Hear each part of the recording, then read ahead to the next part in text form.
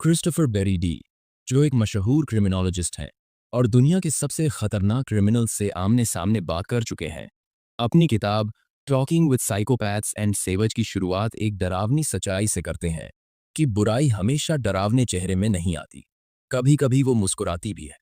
वो कहते हैं कि साइकोपैथ्स के सिर पर सींग या उनके कपड़ों पर खून के दाग नहीं होते। वे अक्सर चार्मिंग, विटी और इंटेलिजेंट दिखते हैं, और सबसे खतरनाक बात यह है कि वो आम लोगों की तरह समाज में घुल मिल जाते हैं। ये किताब सिर्फ इंटरव्यूज का संग्रह नहीं है, बल्कि इंसान के दिमाग के उस अंधेरे हिस्से की मनोवैज्ञानिक यात्रा है जहां कॉन्शियंस जैसी कोई चीज नहीं होती और एम्पैथी का नाम तक अनजाना है।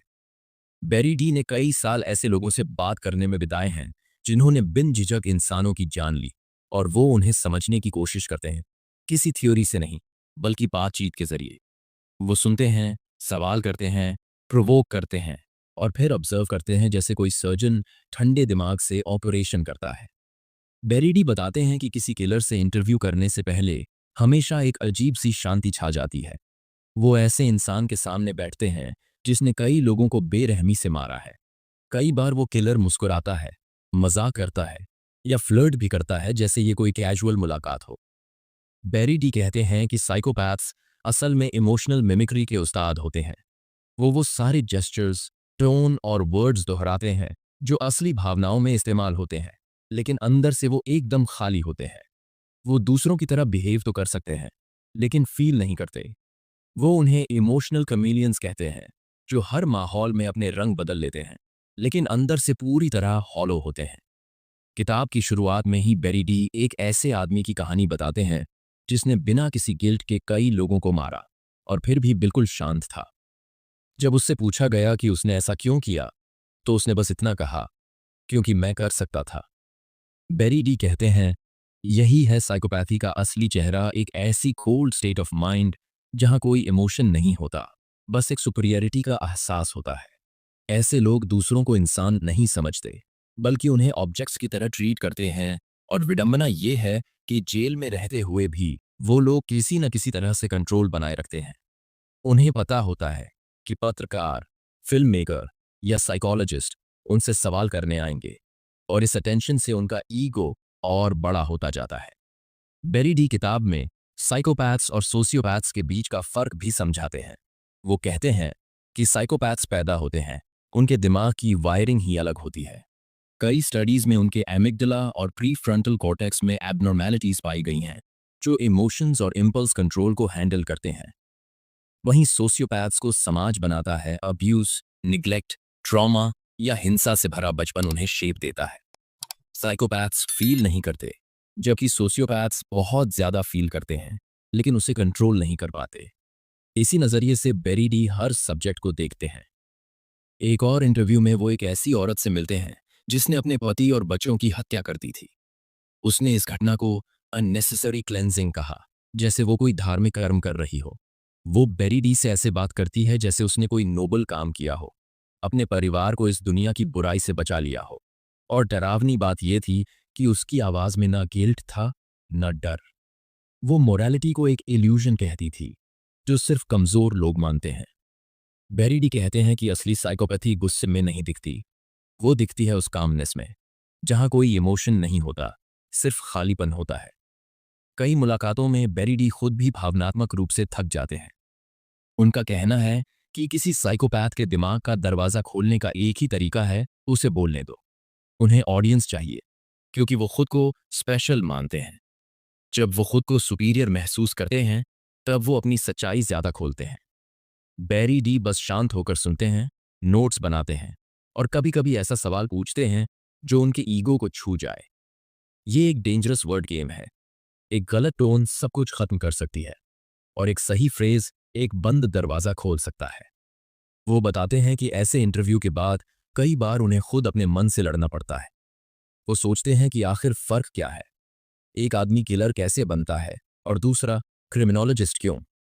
क्या ये सिर्फ चॉइस का मामला है, या दिमाग की कोई गहरी वायरिंग इसका कारण है?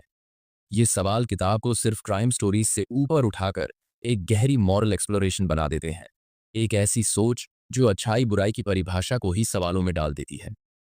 बेरी डी कई मामलों का जिक्र करते हैं, जिनमें से एक सबसे भयानक कहानी एक ऐसे आदमी की है जो अपने विक्टिम्स की आंखों में डर देखकर आनंद लेता था। वो अपने क्राइम्स को ऐसे सुनाता था जैसे कोई फिल्म की कहानी बता रहा हो। उसमें न पछतावा था, न दर्द, बस क्यूरियोसिटी और एक्साइटमेंट। उसी पल बेरी डी समझ गए कि साइकोपैथी इंसान के अंदर से एम्पैथी को मिटा देती है। वहां सिर्फ खालीपन बचता है, जहां किसी और की तकलीफ का कोई मतलब नहीं। बेरी डी बताते हैं कि ये लोग डरावने नहीं दिखते, बल्कि ये बहुत कैरिज्मेटिक होते हैं। इन्हें पता होता है कि दूसरों का भरोसा कैसे जीतना है। कुछ लोग तो शादीशुदा जिंदगी और दोस्ती निभाते हुए भी हत्या करते रहते हैं, और कोई शक तक नहीं करता। बेरी डी एक ऐसे व्यक्ति का जिक्र करते हैं जो बोलचाल में इतना कल्चर्ड था कि कोई भी उसे कॉर्पोरेट लीडर समझता, पर उसके अंदर एक सीरियल किलर छिपा था। बेरी डी यह भी मानते हैं कि समाज को मर्डरर्स के प्रति एक अजीब फैसिनेशन होता है। हम क्राइम डॉक्यूमेंट्रीज देखते हैं, किताबें पढ़ते हैं, इंटरव्यूज सुनते हैं, क्योंकि हम उस अंधेरे हिस्से को समझना चाहते हैं जो शायद हमारे अंदर भी कहीं छिपा है। वो कहते हैं कि इन कहानियों को जानना जरूरी है ताकि हम साइकोपैथ्स को समझ सकें और उनसे खुद को बचा सकें। इस नॉलेज को वो एक वेपन कहते हैं जो हमें उनके डिसेप्शन और मैनिपुलेशन से सेफगार्ड कर सकता है। वो हमें ये सोचने पर मजबूर कर देते हैं कि जिन राक्षसों से हम डरते हैं वो हमेशा अंधेरे में नहीं रहते। कभी कभी वो हमारे आसपास होते हैं, मुस्कुराते हुए, बुद्धिमान और अंदर से पूरी तरह बेआत्मा। जैसे जैसे क्रिस्टोफर बेरी डी अपनी जर्नी में और गहराई तक जाते हैं और साइकोपैथ्स से बातचीत जारी रखते हैं, उन्हें एहसास होता है कि इन लोगों की सबसे डरावनी बात उनकी हिंसा नहीं, बल्कि उनकी नॉर्मलिटी है। वो बाहर से बिल्कुल सामान्य, नम्र और कल्चर्ड लगते हैं। कोई ये सोच भी नहीं सकता कि उनके अंदर कितना अंधकार छिपा है। वो जेंटल होते हैं, आर्टिकुलेट होते हैं और कई बार तो बेहद पोलाइट भी। ये किसी फिल्मी विलन की तरह खून से सना चेहरा नहीं रखते, बल्कि बिल्कुल ऑर्डिनरी दिखते हैं। बेरीडी कहते हैं कि ये लोग हमारे बीच ही रहते हैं, नौकरी करते हैं, रिश्ते बनाते हैं, परिवार पालते हैं। फर्क बस इतना है कि उनकी आत्मा में एम्पैथी नाम की कोई चीज नहीं होती। वो भावनाओं को परफॉर्म करना जानते हैं, पर महसूस करना नहीं। उन्हें गुस्सा नहीं चलाता, बल्कि पावर का एहसास कि कौन जिएगा और कौन मरेगा, ये फैसला सिर्फ वही कर सकते हैं। बेरीडी बताते हैं कि उन्होंने एक ऐसे किलर से मुलाकात की जो बाहर से बेहद सोफिस्टिकेटेड था। वो लिटरेचर, आर्ट और फिलॉसफी पर बातें कर रहा था, नीचे और दोस्तोयेव्स्की को कोट कर रहा था। लेकिन यही आदमी बड़ी निपुणता से कई हत्याएं कर चुका था। जब बेरीडी ने उससे पूछा कि वो इतनी क्रूरता और अपने इंटेलेक्चुअल पहलू को कैसे जोड़ता है, तो उसने हल्की मुस्कान के साथ कहा, killing is just another form of art. ये वाक्य बेरीडी के जहन में हमेशा के लिए बस गया। उन्हें समझ आया कि साइकोपैथ्स अक्सर अपनी हिंसा को एक कला के रूप में रोमांटिसाइज करते हैं। उनके लिए हत्या एक परफॉर्मेंस होती है। बेरीडी अक्सर सोचते हैं कि क्या ये लोग अपने कर्मों का मॉरल वेट समझते हैं, लेकिन जैसे जैसे बातचीत गहरी होती जाती है, उन्हें एहसास होता है कि इनकी मोरालिटी पूरी तरह सेल्फ सेंटर्ड होती है। वो अपने ही नियमों पर चलते हैं, कानून और नैतिकता उनके लिए कोई मायने नहीं रखती। एक और भयानक कहानी में बेरीडी एक हाई सिक्योरिटी प्रिजन में एक महिला किलर से मिलने जाते हैं। उस औरत ने कई पुरुषों को मारा था, हर बार चार्म और सिडक्शन के जरिए उन्हें फंसाकर। बेरीडी लिखते हैं कि फीमेल साइकोपैथ्स अक्सर इमोशनल इंटेलिजेंस को वेपन बनाती हैं।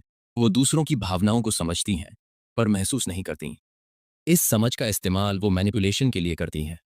जहां मेल किलर्स फिजिकल डोमिनेंस से काम लेते हैं, वहीं महिलाएं मैनिपुलेशन, डिसीट और सिडक्शन से अपना जाल बुनती हैं। बेरीडी बताते हैं कि ऐसे लोगों से बातचीत करना आसान नहीं। वो किसी इमोशनल कनेक्शन पर भरोसा नहीं कर सकते, क्योंकि सामने वाला इंसान भावना रहित होता है। इसलिए उन्हें उनकी गेम खेलनी पड़ती है, उनके ईगो को फीड करते हुए उनके हर शब्द को एनालाइज करना। वो लिखते हैं कि साइकोपैथ्स को हर बातचीत में कंट्रोल चाहिए। वो बाउंड्रीज टेस्ट करते हैं, सवालों को ट्विस्ट करते हैं और कई बार इंटरव्यूअर को ही सब्जेक्ट बना देते हैं। एक किलर ने उनसे कहा, you want to know about me, but I already know about you. उस पल बेरीडी को एहसास हुआ कि ये इंटरव्यूज असल में साइकोलॉजिकल ड्यूअल्स हैं। हर सवाल एक हथियार है, हर पॉज एक जाल। वो आगे साइकोपैथी के पीछे के साइंस पर भी बात करते हैं। न्यूरोलॉजिकल स्टडीज दिखाती हैं कि साइकोपैथ्स के दिमाग में अमिगडाला, जो फियर और एम्पैथी को संभालता है, अलग तरीके से काम करता है। इसी वजह से उनमें गिल्ट या कंपैशन जैसी भावनाएं नहीं होती। लेकिन बेरीडी चेतावनी देते हैं कि इसे सिर्फ बायोलॉजी के नजरिए से मत देखो। कई साइकोपैथ्स जानबूझकर अपनी नेचर को अपनाते हैं। उन्हें इस बात पर गर्व होता है कि वो दूसरों जैसे नहीं है। बेरीडी लिखते हैं कि इन सारी मुलाकातों में उन्हें कुछ ट्रेट्स बार बार दिखाई देते हैं। चार्म, मैनिपुलेशन, इंटेलिजेंस और झूठ बोलने की असाधारण क्षमता। लेकिन ये आम झूठ नहीं होते, ये पैथोलॉजिकल होते हैं। साइकोपैथ्स झूठ इसलिए नहीं बोलते कि उन्हें कुछ चाहिए, बल्कि इसलिए कि उन्हें इसमें मजा आता है। वो ये देखना चाहते हैं कि सच को कितनी आसानी से मोड़ा जा सकता है। इन डरावनी कहानियों के बीच बेरीडी इंसान के मन की जटिलता पर भी सोचते हैं। वो मानते हैं कि हर साइकोपैथ किलर नहीं होता। बहुत से लोग समाज में खुलेआम रहते हैं ऐसी जगहों पर जहां रूथलेसनेस को रिवॉर्ड मिलता है, जैसे बिजनेस, पॉलिटिक्स, लॉ और मेडिसिन। वो कानून तो नहीं तोड़ते, लेकिन जिंदगियां तबाह कर देते हैं। बेरीडी इन्हें सोशली एक्सेप्टेबल प्रेडेटर्स कहते हैं। वो लोगों को मारते नहीं, पर उनकी आत्मा को तोड़ देते हैं। उनकी कोल्ड एम्बिशन में भी वही एब्सेंस ऑफ एम्पैथी दिखती है जो सीरियल किलर में होती है। इससे क्रिमिनल और सिविलाइज्ड इंसान के बीच की रेखा धुंधली हो जाती है।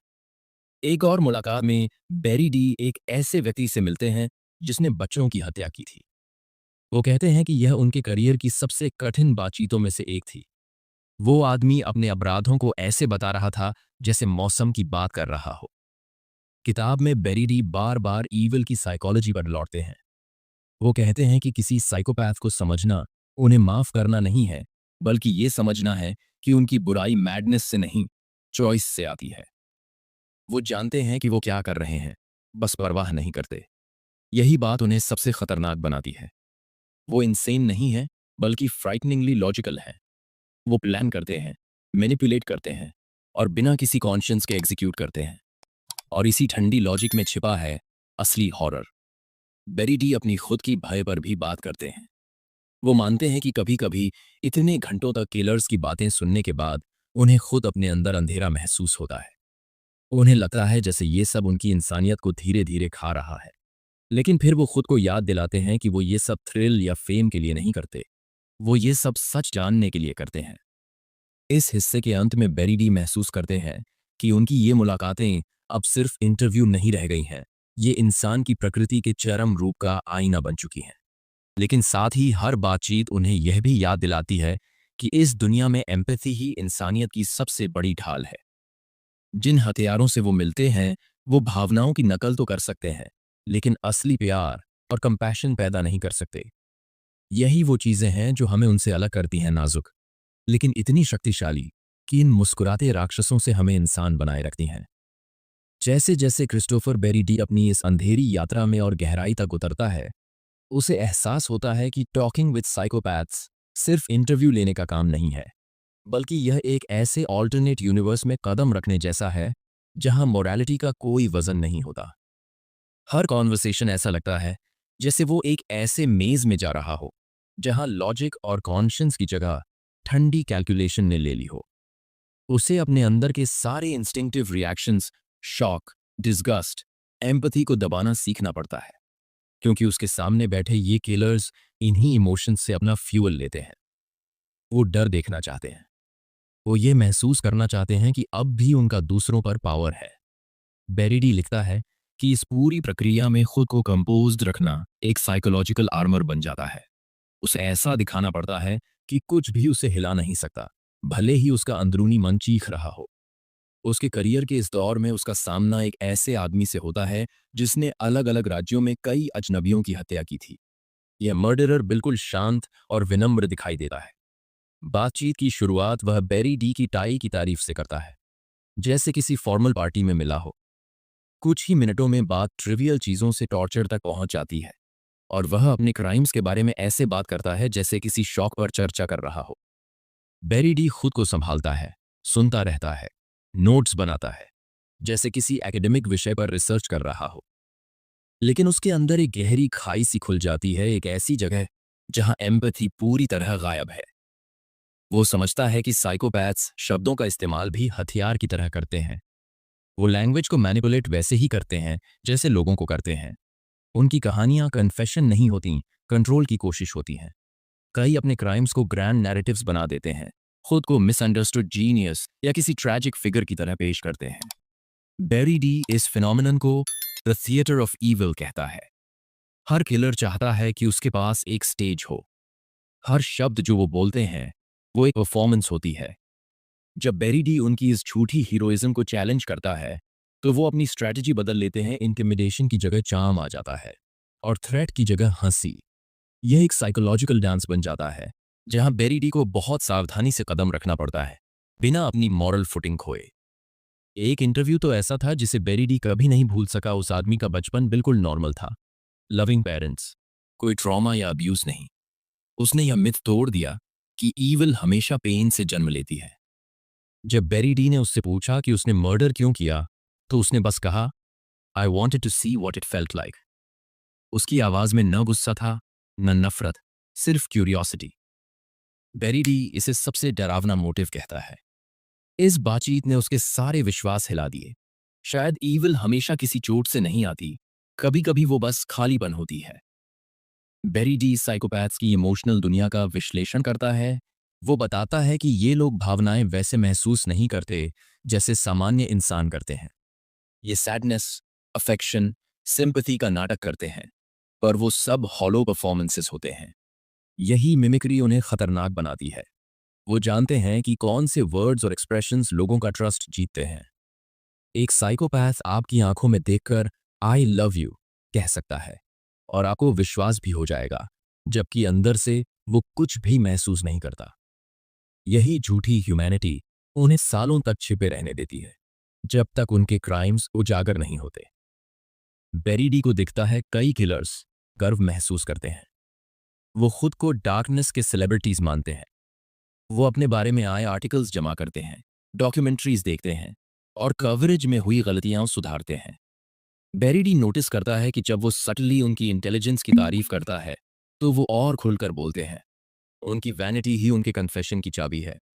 बेरी डी समझता है कि यह एरोगेंस सिर्फ सिम्टम नहीं बल्कि साइकोपैथी की परिभाषा है। यह डिल्यूजन ऑफ सुपीरियॉरिटी, यह विश्वास कि मॉरल लॉज सब पर लागू होते हैं, बस उन पर नहीं। इन सब इनकाउंटर्स के बीच जेल की दीवारों के बाहर वो कभी कभी छोटी छोटी इंसानियत की झलकें देखता है। एक गार्ड जो किसी कैदी के साथ खाना बांटता है या एक नर्स जो किसी घायल इनमेट की सेवा करती है। यही छोटे काइंडनेस के पल उसके लिए उस अंधेरे का एंटीडोट बनते हैं। वो लिखता है, जितना मैं ईविल को समझता हूं उतना ही मैं गुडनेस की कद्र करने लगता हूं। हर इंटरव्यू उसे यह सिखाता है कि मोरालिटी कोई जन्मजात चीज नहीं है, यह हर दिन हर एक्शन में एक चुनाव है। एक और इंटरव्यू में वो एक ऐसे आदमी से मिलता है जिसने बिना किसी कारण हत्या की और फिर खुद ही पुलिस के पास चला गया। यह रिमोर्स नहीं था बल्कि रिकग्निशन की भूख थी। साइकोपैथ्स के लिए फेम और इन्फेमी में कोई फर्क नहीं होता। उन्हें एडमिरेशन और फियर दोनों से समान आनंद मिलता है। बेरी डी निष्कर्ष निकालता है कि अटेंशन ही एकमात्र इमोशन है जो साइकोपैथ्स सच में महसूस करते हैं। अगर उनसे यह अटेंशन छिन जाए तो वो अपने अंदर के खालीपन में डूब जाते हैं और वही एम्प्टीनेस उन्हें सबसे ज्यादा डराती है। जैसे जैसे बेरी डी आगे बढ़ता है वह साइकोपैथ्स के दिमाग का बड़ा चित्र देखता है। ये केओस नहीं होता, ये कॉन्शियंस के बिना ऑर्डर होता है। वो हर चीज की मेटिकुलस प्लानिंग करते हैं। मैनिपुलेशन उनकी स्ट्रैटेजी होती है और जिंदगी एक चेस बोर्ड। एक ही रूल जीतना। कंपैशन, गिल्ट, लव, ये सब बेकार के पीसेस हैं जिन्हें खेल से हटा देना चाहिए। बेरी डी इसे cold logic in human form कहता है। पर वह एक और बात नोट करता है, कई साइकोपैथ्स खुद को विक्टिम मानते हैं। वो ब्लेम सोसाइटी, पेरेंट्स या खुद विक्टिम्स को करते हैं। यह मॉरल इन्वर्जन ही उन्हें वह शांतिपूर्ण नींद देती है जो दूसरों के लिए असंभव है। बेरी डी मानता है कि इन कॉन्वर्सेशंस ने उस पर गहरा असर डाला। कई बार वो जेल से निकलकर घंटों तक सुन्न रहता है, कोई खुशी या जुड़ाव महसूस नहीं कर पाता। वो उन चेहरों को सपनों में देखता है, उनके शब्द उसके दिमाग में गूंजते रहते हैं। फिर भी वो रुकता नहीं। उसके भीतर यह विश्वास है, अगर हम ईविल को देखने से मुंह मोड़ लेंगे तो वो छुपकर और बढ़ेगी। उसकी रिसर्च अब हॉरर की नहीं, प्रिवेंशन की कहानी बन जाती है, एक नैतिक जरूरत। इस दुनिया में जहां प्रेडेटर्स भी इंसानों जैसे चेहरे पहनते हैं। इस हिस्से के अंत में बेरी डी एक चिलिंग रियलाइजेशन साझा करता है। कई साइकोपैथ्स अपने कंडीशन से पूरी तरह वाकिफ हैं। वो जानते हैं कि उनमें एम्पैथी नहीं है और उसे वो एक एडवांटेज मानते हैं। कुछ तो इसे फ्रीडम कहते हैं। एक किलर ने कहा, you feel guilt, I don't, that makes me stronger. बेरी डी इससे असहमत था, पर वह उनके लॉजिक को समझता था। उनके लिए इमोशन कमजोरी है और मैनिपुलेशन कला। इसलिए वह लिखता है, अगर समाज को ऐसे दिमागों से बचना है तो हमें चार्म, फ्लैटरी और फेक रिमोर्स से धोखा नहीं खाना चाहिए। इन्हें समझना फैसिनेशन नहीं, सर्वाइवल है। उसने ईविल को मैडनेस नहीं, बल्कि एक सोची समझी डिजाइन के रूप में देखा। उसे एहसास होता है कि हर मॉन्स्ट्रस एक्ट के पीछे एक ऐसा मन छिपा है जो कभी इंसान होने का नाटक करता था। ईविल चिल्लाती नहीं, वो फुसफुसाती है, मुस्कुराती है और आपका हाथ मिलाती है। और बेरी डी यह समझ जाता है कि इन एनकाउंटर्स का असली सबक यही है। हमारे अंदर भी वो नाजुक लकीर है जो सैनिटी को सैवेजरी से, एम्पैथी को एम्प्टीनेस से और गुडनेस को एबिस से अलग करती है। जैसे जैसे क्रिस्टोफर बेरी डी अपनी यात्रा के अंतिम चरणों में पहुंचता है, जब वह साइकोपैथ्स और सैवेजेस के दिमाग की गहराइयों को समझने की कोशिश कर चुका होता है, तो वह मानता है कि इस अनुभव ने उसे हमेशा के लिए बदल दिया है। अब वह दुनिया को पहले जैसी मासूम आंखों से नहीं देख पाता। हर मुस्कान, हर विनम्र जेस्चर के पीछे अब उसे एक शक की छाया दिखती है। उसने बहुत से ऐसे लोगों से बात की है जो बाहर से बिल्कुल सामान्य, यहां तक कि आकर्षक लगे, लेकिन भीतर से वे अकल्पनीय क्रूरता के काबिल थे। पहले वह जिन्हें कुछ दुर्लभ मॉन्स्टर्स मानता था, अब वे उसे इंसानी प्रकृति के किसी गहरे अंधेरे का प्रतिबिंब लगने लगे। ऐसा डार्कनेस जो अगर रोका न जाए तो किसी के भी भीतर जन्म ले सकता है। लेकिन यह एहसास उसे निराश नहीं करता, बल्कि उसकी मोरालिटी की समझ को और गहरा कर देता है। बेरी डी के लिए ईविल का अस्तित्व यह याद दिलाता है कि एम्पैथी, कॉन्शियंस और जस्टिस की अहमियत कितनी ज्यादा है। इस अंतिम हिस्से की शुरुआत वह एक अजीब से पैराडॉक्स से करता है। साइकोपैथ्स जानते हैं कि वो क्या हैं, फिर भी उन्हें इसकी कोई परवाह नहीं होती। कई तो अपने कंडीशन पर गर्व करते हैं। एक किलर ने उससे कहा था, I am not broken, I am evolved. You people waste your lives feeling sorry for others. उनके लिए एम्पैथी कोई वर्च्यू नहीं, बल्कि एक डिफेक्ट है, एक एवोल्यूशनरी फ्लॉ। बेरी डी इस सोच को डरावना और फैसिनेटिंग दोनों मानता है, क्योंकि यह दिखाता है कि साइकोपैथ्स इंसानी मूल्यों को एक ऐसे डिस्टॉर्टेड लेंस से देखते हैं जहां मोरालिटी की जगह पावर ने ले ली है। उनकी कोल्ड रैशनैलिटी कंपैशन से रहित उनका अपना कोड ऑफ ऑनर बन जाती है। वे खुद को प्रेडेटर्स मानते हैं और उन्हें इसमें कोई शर्म नहीं होती।